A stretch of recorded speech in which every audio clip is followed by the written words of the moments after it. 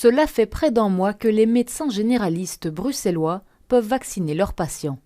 Premier bilan, le démarrage est plutôt lent. C'était pas le bon moment pour commencer ceci de manière efficace, puisque beaucoup de médecins sont en vacances, beaucoup de patients sont en vacances, les médecins se remplacent les uns les autres pendant qu'ils sont en vacances, donc les gens, nous voyons des patients que nous n'avons pas l'habitude de voir parce qu'ils viennent nous voir nous plutôt que les collègues qui ne sont pas là.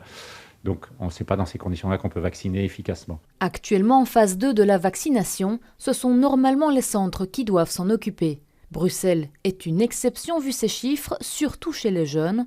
Près de la moitié n'est pas vaccinée. Les médecins généralistes sont donc impliqués dans le processus, mais ils ne sont pas à l'abri de problèmes logistiques. Quelquefois, les centres de vaccination nous disent presque au dernier moment, quelques jours avant, qu'ils ne peuvent finalement pas nous livrer. On doit tout remettre à zéro, tout recommencer, reconvoquer les gens. Donc c'est lourd. Il faudra qu'en phase 3, ce soit différent, beaucoup plus fluide, beaucoup plus facile en termes d'organisation et de logistique. Ce médecin choisit de ne pas vacciner ses patients dans son cabinet. Pour lui, la procédure est trop complexe. Il y a toute une tâche administrative importante, le problème de la conservation des vaccins, de préserver la chaîne du froid, tout ça est assez complexe, prend beaucoup de temps.